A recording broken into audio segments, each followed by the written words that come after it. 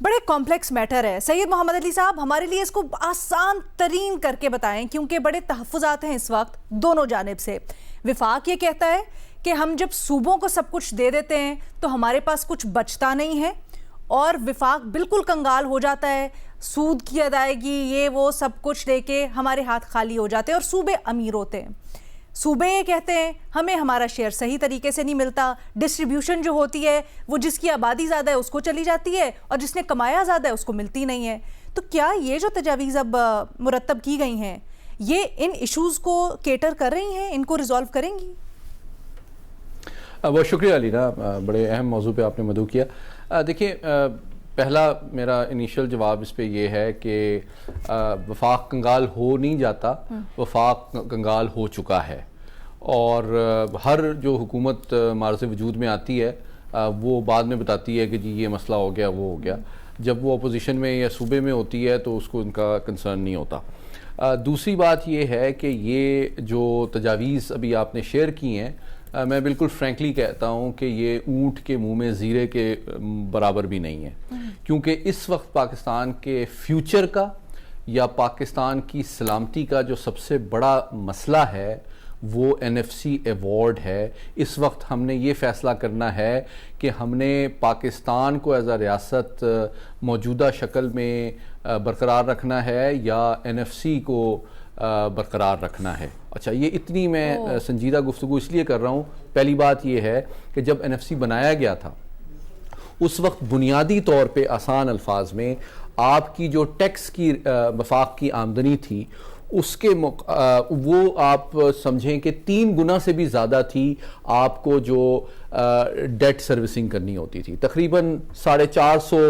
अरब के करीब आपकी उस टाइम पे डेट सर्विसिंग थी और 1.5 ट्रिलियन जो थी वो आपकी टैक्स की आमदनी थी। फास्ट फॉरवर्ड आज जो है आपकी टैक्स की आमदनी जो है उसमें सिर्फ 10 गुना इजाफा हुआ है, लेकिन आपका जो डेट सर्विसिंग है उसमें 20 गुना इजाफा हुआ है। तो आज रियासत के पास 15 साल के मुकाबले में in terms of percentage development के लिए बिल्कुल पैसे नहीं है। अच्छा, ये रियासत की या वफाक की इसमें नलायकी नहीं है, बल्कि असल बात ये है कि NFC का आज के मुताबिक मतलब ये है कि वफाक बाहर से कर्जे ले के सूबों को बांट रहा है और सूबे जो है उस पर सब्सिडी दे रहे हैं, बेनज़ीर इनकम सपोर्ट प्रोग्राम चला रहे हैं, दूसरी चीज़ों में खर्च कर रहे हैं और उनकी कोई अकाउंटेबिलिटी नहीं है कि ये कहाँ खर्च हो रहा है, क्यों खर्च हो रहा है। दूसरी बात ये है कि रियासत के या वफाक के पास तमाम लाइबिलिटीज़ हैं इंटरनेशनल कि हमने कर्जे वापस करने हैं, डेट सर्विसिंग करनी है, कुदरती आफात में दिफा में खर्चे सारे उनके पास हैं और इनकम के जो मामलात हैं कमाई के वो तमाम सूबों के पास हैं।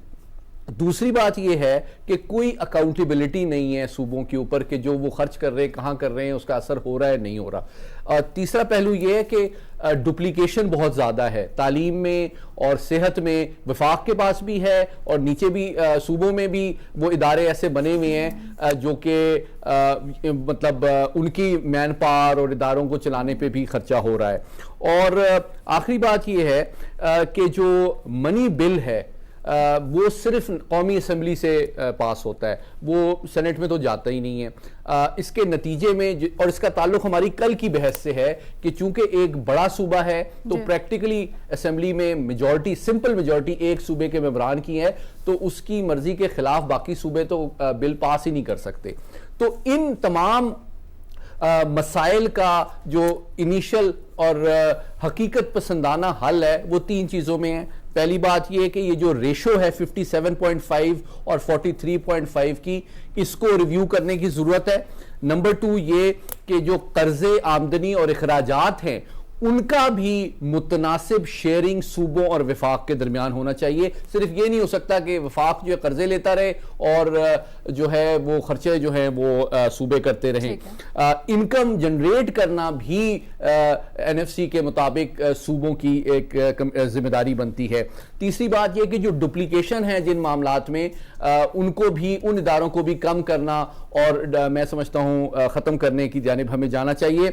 लेकिन आखिरी बात, इन तमाम चीज़ों को हम उसी वक्त उस पर अमल दरामद हो सकेगा जब अगली 28वीं तरमीम में आर्टिकल 163A को की तरमीम पे गौर किया जाए, जिसमें ये गारंटी दी गई है कि हर सूबे को पिछले NFC अवार्ड से कम हिस्सा नहीं दिया जाएगा। सर वो तो तरमीम हो जाएगी, बट थोड़ा सा मुझे ये बताएं, ये जो अभी प्रपोजल सामने आया है, इस प्रपोजल में आपको कोई खामी लगती है, कोई कमी लगती है? क्योंकि आपने कहा ना ऊंट के मुंह में जीरे के बराबर, तो इसको मजीद इन्हांस करने के लिए क्या समझते हैं अभी फिलवक्त कुछ हो सकता है, या ये बेबी स्टेप्स ही लेने होंगे?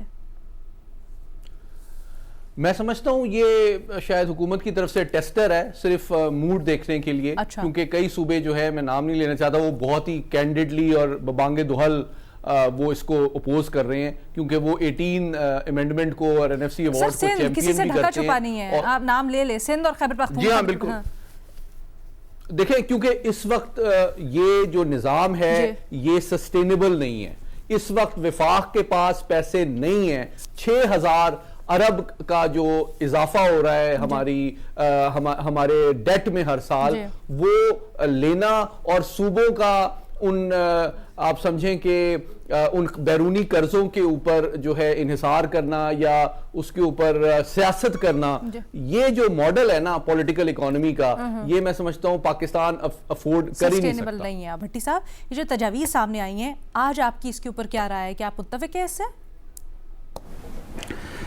मैडम शेख, मैं कुछ मुत्तफिक हूँ, और लेकिन अभी बहुत कुछ होना बाकी है। मगर मेरे वफाक से कुछ सवाल हैं।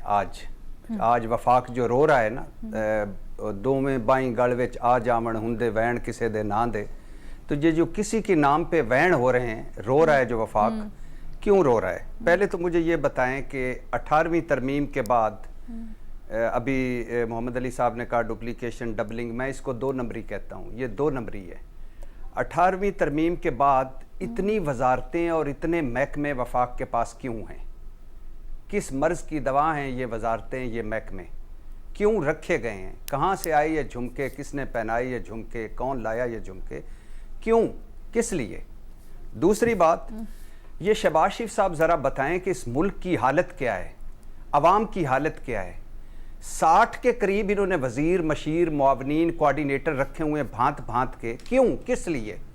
आप बादशाह हैं, ये तेल निकलता है इस मुल्क से, गैस के ज़खायर हैं, आप कोई घर से इनको देते हैं पैसे और पेट्रोल और ये सारा कुछ, ये हमारे पैसों का है। हमारे बच्चे भूखे मर रहे हैं, हमारे बच्चों को, हमें ना सेहत की सहूलतें, ना तालीम की सहूलतें, ना जान माल का तहफ़्फ़ुज़, ना इंसाफ। हम आपको पालने के लिए रह गए हैं। आप ये जो बड़े बड़े मगरमच्छ हैं, इनकी इतनी क्यों मोटी स्किन है कि इनको क़यामत का या खुदा का भी खौफ खुदा भी नहीं रहा?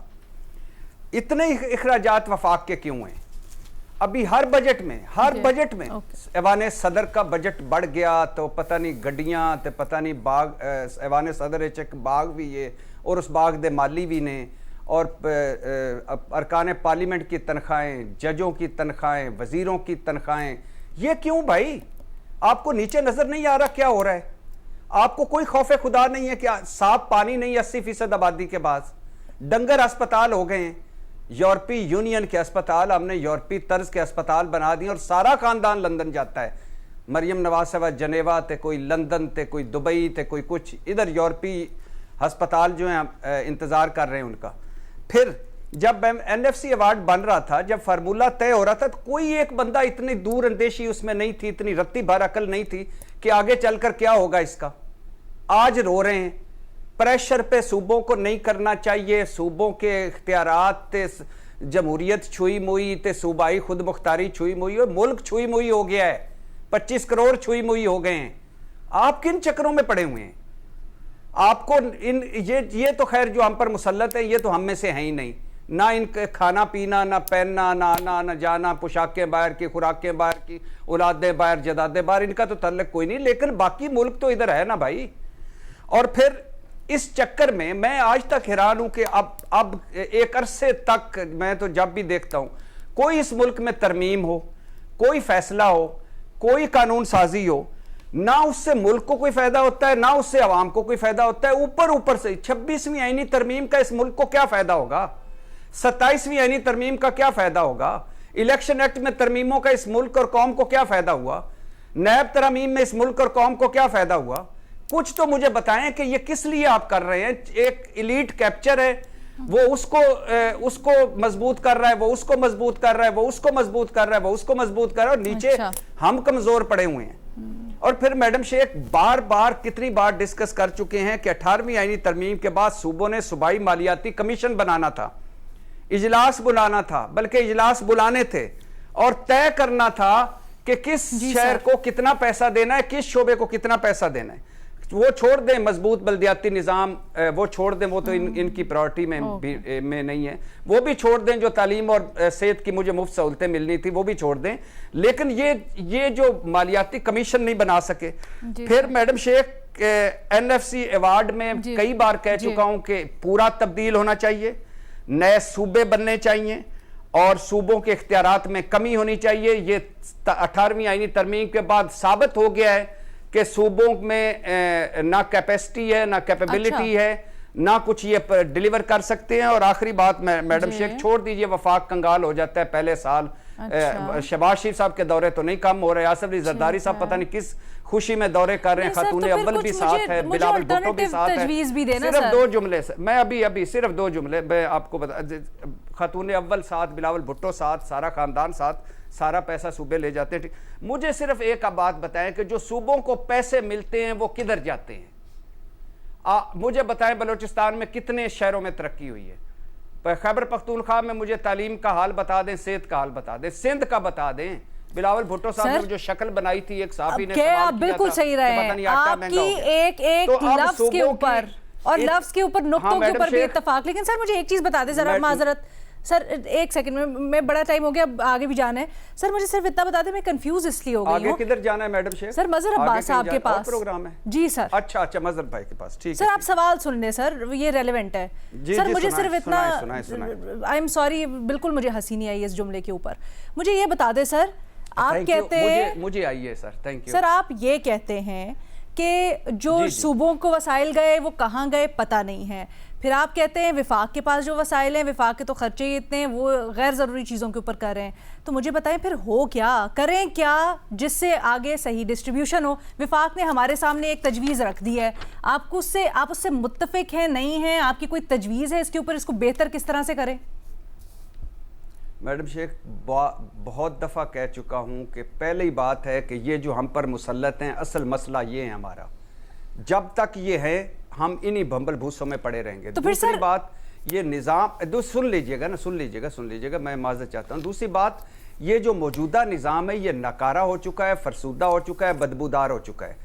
अब करना क्या चाहिए? वफाक अपने इखराजात कम करे, अपनी वजारतें कम करे। 5 वजारतों से ज्यादा वफाक के पास क्या है? ऊपर जो इलीट क्लास है, जो वो उनको पकड़ा जाए और वो कुर्बानी दे। सूबों को के पास जो बेजा पैसे हैं, चेक एंड बैलेंस हो और पैसों का हिसाब हो और एक बैलेंस हो, तवाज़न ही नहीं रह गया।